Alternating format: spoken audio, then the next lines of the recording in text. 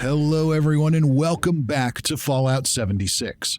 Today we'll be exploring one of the many heartbreaking side quests in the game. This one is called The Best of Intentions. It was added with the Wild Appalachia which was the first major update to Fallout 76 alongside the Lying Lowe quest line. We learn about the quest while we're exploring Calvin Van Lowe's office inside Van Lowe Taxidermy in Lewisburg. On the wall, we find a mess of posters, notes, and newspaper clippings, mostly relating to the sheep squatch and other cryptids. Van Lowe was obsessed with finding the sheep squatch. In his search, he made notes of mysterious local events and sightings that he'd hoped to investigate on his own. One of those sightings is described on this note: Unsolved Sighting at Thomas Farm. The note reads as follows: Sighting, mysterious creature, last seen, Thomas Farm. Facts. A report in the Charleston Herald described a strange, unnatural, white-colored creature spotted near the Thomas Farm. They sent a reporter to look into it. And a handwritten note from Calvin, sheep squatch. When approached, the farm's lone resident, Bill Thomas, angrily demanded to be left alone, saying that he meant no harm by it and had only the best of intentions. A few more handwritten notes below that. Hoax? ? Check out farm. We have a few more handwritten notes on the back. What does he mean? He sounds guilty. Maybe about some connection to the sheep squatch. This definitely merits a closer look. Those who are familiar with the Lying Lowe questline know all about Calvin Van Lowe's obsession with the sheep squatch and how it often led him to make assumptions about completely unconnected events. This is no exception. Still and yet, we'll head over to the Thomas Farm and check out the situation to see what was really going on. While it probably wasn't the sheep squatch, there was certainly something happening there. As we approach the property, we find some albino Rad Stags wandering around. If we're sneaky enough, they won't attack us and they'll leave us alone. But if we get spotted, they'll become very aggressive and we won't have much choice but to fight them off. Unless you're playing on a very low-level character or you're really inexperienced or under-geared, you shouldn't have too much trouble fighting off the Rad Stags, even though they can be really aggressive. Once they're clear, they're the only threat that's here at the Thomas Farm, and after we clear them out, we'll be free to start exploring. One of the first places to look in is the barn.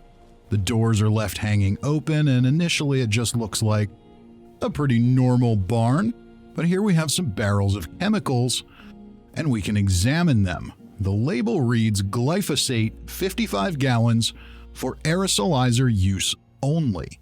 Many farms in Appalachia used aerosolizers to spread fertilizers and chemicals around the property to aid in crop growth. We can continue looking around downstairs in the barn and we see really nothing of interest. But if we head upstairs, we see what looks like a makeshift chemical laboratory, a terminal on the table, a chemistry workbench. We see a first aid kit with some loot we can grab, a few other things, but more importantly, a glowing jar. And when we examine it, it says Winston Cure number 3 for intravenous application. Well, what in the world is that? We'll have to keep exploring if we want to learn more. If we turn to the right from the glowing jar, we see Mr. Thomas's terminal. There are 3 main sections in the menu here, beginning with Reminder Chemical Drum Labels. Note to self, replace the worn labels on the drums. Don't want to end up spraying the wrong stuff somewhere. Perhaps Mr. Thomas had a memory issue? It's hard to say. The next entry is Aerosolizer Maintenance. Refilled the aerosolizer today. A good amount of residue builds up the bottom of the tank. Note to self, collect residue samples, analyze any imperfections with my formula, testing kits in the house. So this looks like something we'll also need to explore, but before we do that, we can see Mr. Thomas's journal. To get the timeline right, we want to actually read these from the bottom up. The first entry being diagnosis. Got back from Winston's vet appointment today. The diagnosis is on the end table. I just can't accept it. Winston's been my best bud since Mary passed. If they don't have a cure, then I'll make one myself. I've got a VTU chemistry degree. Heck, my farm's successful because I know the science of it all. I'm going to do all I can to help him." The next entry is promise. Finally, some good news. I was starting to get discouraged after tests 1 and 2 showed 0 positive effects. Started feeling really bad about sticking Winston with needles for no reason. But cure number 3 shows promise. The old boy actually walked the rows with me today for the first time in months. Maybe this will be the one. And the last entry in Mr. Thomas's journal is something's not right. I woke up at dawn like I usually do to get a head start on the sun. It's usual for a couple of deer to find their way into the field, but these weren't looking right. Their hides were filled with lesions and they were bleach white. I tried scaring them off like I usually do, and one of them charged me. The deer didn't do too much damage. The crops are fine, but I'm going to wrap things up and head back up to the house, see how Winston's doing this morning. So from what we can tell so far, it sounds like Winston must be Mr. Thomas's dog. A dog who has been diagnosed with some kind of major health problem, and Mr. Thomas, with his VTU chemistry degree, is bound and determined to try and find a cure for what the vet doesn't think he can help with, just to make sure that he can keep his old friend around as long as possible. Our next step in the quest is to check the house. We want to look for the chemical testing kit that Mr. Thomas mentioned in his terminal would be located in the house. When we get here, we can see an old farmhouse in rundown condition with a wheelchair thrown outside and a broken down truck. So clearly it's been years since anyone was here. My inclination so far is to think that all of these events happened before the war. Maybe we'll find out more as we hunt around. When we get into the house, we can see that the whole place is collapsed, and we see a note on an end table, veterinary diagnosis sheet. Lewisburg Veterinary Clinic patient diagnosis sheet. Patient information, name Winston, breed pointer. So yes, definitely a dog. Age 13 years. So he's a very old dog too. Admitting diagnosis symptoms, weight loss, lack of appetite, loss of stamina.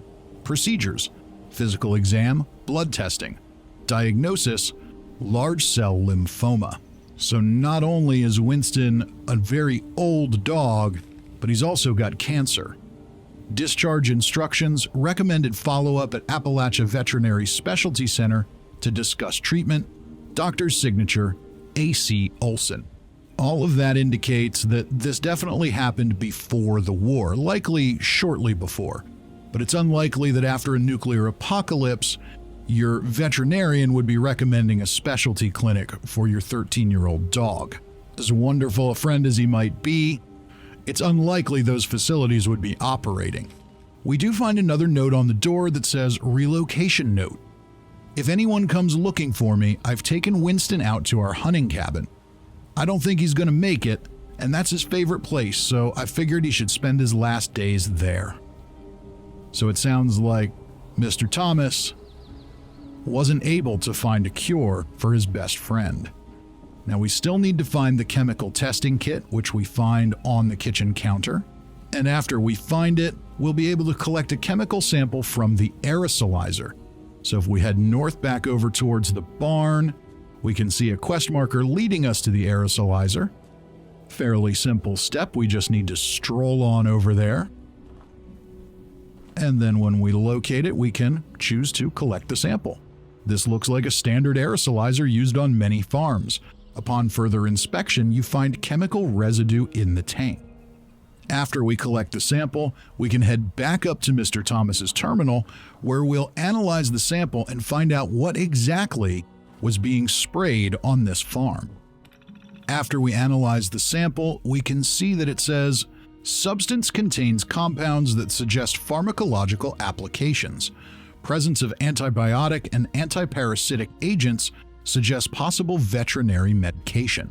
We know that Mr. Thomas was concerned about potentially using the wrong compounds in the aerosolizer. Was that what happened, or did he put them there on purpose? We'll have to head to the hunting cabin to find out. Despite getting no terminal entry or note that actually tells us where this hunting cabin is, we conveniently know because there is a quest marker that leads us just to the east of the East Mountain Lookout. If we scale the cliffs there and follow the trails for a little bit, we'll eventually find our way to the Thomas hunting cabin.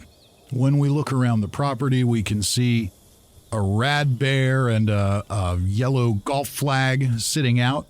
It is a bit difficult to navigate the terrain here. You've got to probably do a little more jumping around than Mr. Thomas or Winston ever planned. And if we look here, we can see a skeleton and the corpse of a dog, which I think is a safe bet is Mr. Thomas and Winston. There's also a locket on the ground. Perhaps that has a picture of Bill Thomas's wife, Mary, that he mentioned in the terminal entry. And it looks like he brought Winston here and he drank a couple of beers and looked out over the cranberry bog. They did have a nice view here. Nice piece of solitude in the Appalachian woods. And when we look inside the cabin, we find a sleeping bag, a wood stove. Not much here, but, enough to get by in a hunting cabin. That's really all you really need. Looks like a bird cage and a confession note. I'm a damn fool and I just made things worse. When Winston's drugs weren't working, I thought I should put them in the aerosolizer so he'd get exposed to the medicine all day long. Instead, all I did was cause the deer to mutate into something unnatural. I'm sorry to those deer. They didn't do nothing wrong. I had the best of intentions, I swear it. But all I did was make a mess of things. Now I don't want to go back to that farm and see the monsters I created. Hell, without Winston, I don't see the point of going on at all. And with that, we officially complete the quest, The Best of Intentions. One of our rewards was a 1-star legendary item. We get to see the fantastic Lying Lowe graphic of our conspiratorial vault boy wandering around. And we get some other basic quest rewards. Nothing major, nothing too surprising. The reward here really is the journey and yet another story that is kind of unique to the Appalachian portion of the Fallout universe. In the Fallout series, it's common to see heartbreaking stories of things that happened after the war as society broke down, radiation decimated the planet, and people fought to survive. But what about stories like this one? It's a reminder that it doesn't take a nuclear war to make everything fall apart. Bill Thomas lost his wife. He was alone on his farm except for Winston, who had been his constant companion for years. When Winston got old and sick, Thomas simply couldn't let go. It wasn't because he was cruel or delusional. It wasn't because he had some stubborn refusal to accept reality. It was because Winston was literally all he had left, and he couldn't face the prospect of life alone. So he did everything he could think of to keep Winston alive. Ultimately, his plan backfired. He inadvertently created some of the first albino creatures in Appalachia, one of which apparently was Winston. All of this appears to have happened before the bombs fell in the Great War, further illustrating how Appalachia's problems weren't all caused by that massive calamity. The region had its own unique set of problems. A nuclear war may have made them worse, but it also opened the doors to discovering them. And on a more serious note, stories like this one can serve as a reminder to all of us, especially in times like we're currently living. Loneliness and loss can lead people to dark and desperate places they often don't want to talk about. If you know someone who's alone, who's isolated, or who might be struggling with depression, don't be afraid to reach out to them. Just reminding people that someone is thinking of them can make a world of difference. And if you're struggling with anything like that, don't be afraid to ask for help. I assure you, it's out there. And that, ladies and gentlemen, brings us to the end of this story. It's a tragic one, but one that is a quintessential Fallout story nonetheless.